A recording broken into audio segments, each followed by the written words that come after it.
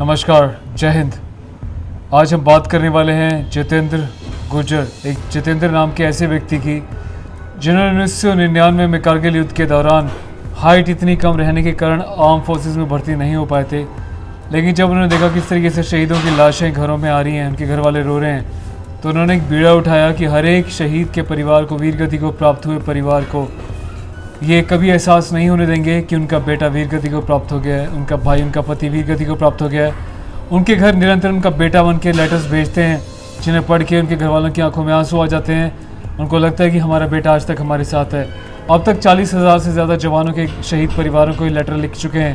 पहले उनके बारे में थोड़ा सा जानिए, आगे उनके बारे में फिर आपसे बात करता हूँ। जितेंद्र जी एक सिक्योरिटी गार्ड का काम करते हैं, मात्र उनको बहुत ही कम सैलरी मिलती है। ये जो है पिछले 20 साल से भी अधिक से वीरगति को प्राप्त हुए जवानों के परिवारों को लेटर्स लिख रहे हैं। जितेंद्र जी शहीदों के परिवार के घर से मिट्टी लेकर आते हैं, उनको लाने के बाद यहाँ पर उनकी मूर्ति बनाते हैं। इनके पास वीरगति को प्राप्त हुए जवानों के सारे फ़ोटोज़ हैं जो शायद भारत सरकार के पास भी ना हो। ऐसे ऐसे परिवार हैं जो 1944 में वीरगति को प्राप्त हो गए थे और आज तक परिवार को फ़ोटो नहीं मिला, पर ये प्रोवाइड कराते हैं। 20 वर्ष पहले 19 वर्ष हो गए कारगिल लड़ाई को, 20वां साल चल रहा है। कारगिल की लड़ाई के समय में हमारे इलाके के काफ़ी जवान शहीद हुए। मैंने शहीद का बलिदान देखा है और उसी से मैंने राष्ट्रभक्ति की प्रेरणा ली और शहीद जवानों के परिजनों को लिखी हुई अपनी अंतिम चिट्ठी, जिनमें उन्होंने कहा था कि हम यहाँ ठीक है, चिंता ना करना, वो जवान शहीद हो गए। और उसके बाद में उनकी चिट्ठी पहुँची घर पर कि पिताजी मैं यहाँ ठीक हूँ, आप कैसे हो, लिखना। तभी से मुझे ये शहीद परिवारों को पत्र लिखने की प्रेरणा मिली। जितेंद्र जी के पिताजी, इनके दादाजी सब आर्म फोर्सेस से ही रिटायर्ड हैं। मैं बुलाना चाहूंगा श्री जितेंद्र सिंह जी को। जी हाँ, ये भी अपने आप में एक बेमिसाल काम करते हैं।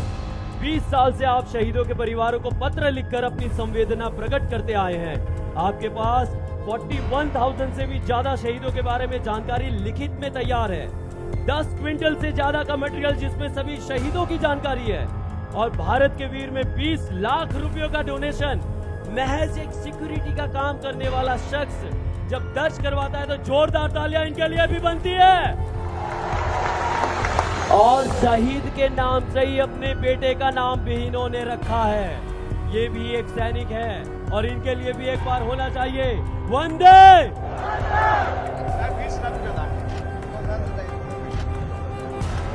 Thank you, sir. Thank you so much.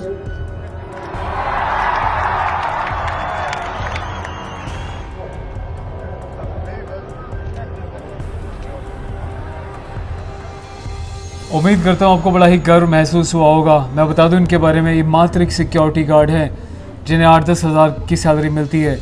Lockdown के चलते इनकी जॉब छूट गई है। 31 तारीख को इनका मेरे पास फ़ोन आया कि संदीप साहब ऐसे ऐसे मेरी जॉब जो है छूट गई है। मालिक ने बोल दिया है कि अभी जो इंस्टीट्यूशंस बंद है, पैसा कहीं से आ नहीं रहा, हम गार्ड की छटनी कर रहे हैं। और इन बेचारों की आंखें जो है ना, पत्र लिखते लिखते दिखना कम हो गया है, मोतियाबिंद हो गया और न जाने क्या क्या इनको प्रॉब्लम्स हो गई हैं। लेकिन 25,000 का ऑपरेशन नहीं करवा रही क्योंकि पैसे नहीं हैं इनके पास। यार इनको कई बार मैंने ऑफर किया कि साहब मैं आपका ऑपरेशन करवा रहा हूँ, आप चलो ना मेरे साथ। इतने खुददार हैं, बोलते हैं साहब 12वीं पास मेरा बेटा भी कर लिया है, मैं चाहता हूँ कि इससे लायक हो जाए, वही ऑपरेशन करवाए। हेड्स ऑफ है यार। ये शहीदों के परिवार को रोज़ लेटर लिखते हैं। 11 टन से ज़्यादा भारी भरकम के पास डॉक्यूमेंट्स हैं। हिंदुस्तान का 1944 से लेकर आज तक कोई भी ऐसा देश का वीरगति को प्राप्त हुआ जवान नहीं होगा जिनका नाम, गांव का नाम, पिताजी का नाम, कैसे उनकी शहादत हुई, मुँह ज़बानी आता है जितेंद्र जी को। इतना ही नहीं, इनका पूरा डेटा, भारत सरकार के पास इतना सटीक डेटा नहीं होगा कौन सी रेजिमेंट से कौन कहाँ पे क्या, किसने क्या किया, किस किस की पूरी फैमिली जनरेशन आर्म फोर्सेस में रही, पूरा डेटा इन्होंने संजो के रखा। लेकिन बदले में गवर्नमेंट ने इनको क्या दिया? कुछ नहीं दिया। आज ये भूख के मरे, इनके पास रोटी खाने के लिए पैसे नहीं हैं, ये मजबूर हैं। जब इनका दुख मुझ तक पहुंचा तो मैंने इनको तुरंत संपर्क किया, इनसे बात करी। इनका अकाउंट नंबर मैं डालूंगा यार। मुझे लगता है कि आप और मेरे जैसे लोगों को देशभक्ति दिखाने का एक बहुत सुनहरा मौका है जब हम हेल्प कर सकते हैं देश के एक ऐसे हीरो की जो सबसे अलग हट के काम कर रहा है। खुद रोटी नहीं खाता पर पोस्ट कार्ड खरीदता है, 3 टाइम में से 1 बार खाना खाता है। जब पैसे नहीं होते तो पोस्ट कार्ड खरीदता है, उसको पोस्ट करने के भी पैसे लगे होते हैं। यार सोचिए 8-10 हज़ार में क्या होता है यार, बीवी बच्चे, 8,000 की इनकी गार्ड की नौकरी, ऊपर से सैलरी आधी मिलना, फिर बिल्कुल ही मिलना बंद हो जाना। तो मैं चाहता हूँ यार देश सपोर्ट करे और बता दूं बड़े बड़े सेलिब्रिटीज़ जिनमें मैं नाम खुल के ले रहा हूँ, हालांकि उन्होंने मुझे मना किया, अमिताभ बच्चन, सुनील शेट्टी, प्रकाश झा और भी कई सारे ऐसे बड़े सेलिब्रिटीज़ हैं। ऐसे सेलिब्रिटीज़ हैं जो उनको बुलाते हैं, कहते हैं आपके ऊपर मूवी बनाएंगे और न जाने क्या क्या इनको आश्वासन दिया जाता है। जब वे कहते हैं साहब मेरी माली हालत बहुत ख़राब है, मेरे शहीदों को लेटर भेजने के लिए थोड़ा सा फंडिंग या पोस्ट कार्ड ख़रीद के दे दो, इतने हज़ार के आएंगे, 2-4 हज़ार के आएंगे, ये लोग वो भी नहीं देते। कहते हैं इनके मैनेजर्स बोलते हैं साहब ने बोला कि यार पैसे वैसे कोई चक्कर नहीं है, हम खाली डॉक्यूमेंट्री बनाने के लिए इनके पास लोग आके डिटेल्स लेते हैं, बाकी उसके बाद कोई कुछ नहीं आता। तो बड़ा यार लगता है कि बॉलीवुड सिर्फ दिखावे की देशभक्ति की मूवीज़ बनाता है, हम लोगों की जेब से पैसा कमाता है, और जब रियल में देशभक्ति दिखाने का मौका आता है तो ये लोग हाथ पीछे खींच लेते हैं। तो भाई आप और मैं मिलके 10-10 रुपये, 20-20 रुपये, 100-100 रुपये, 1000 रुपये, जिसकी जितनी हैसियत हो प्लीज़ यार खुल के हेल्प करना।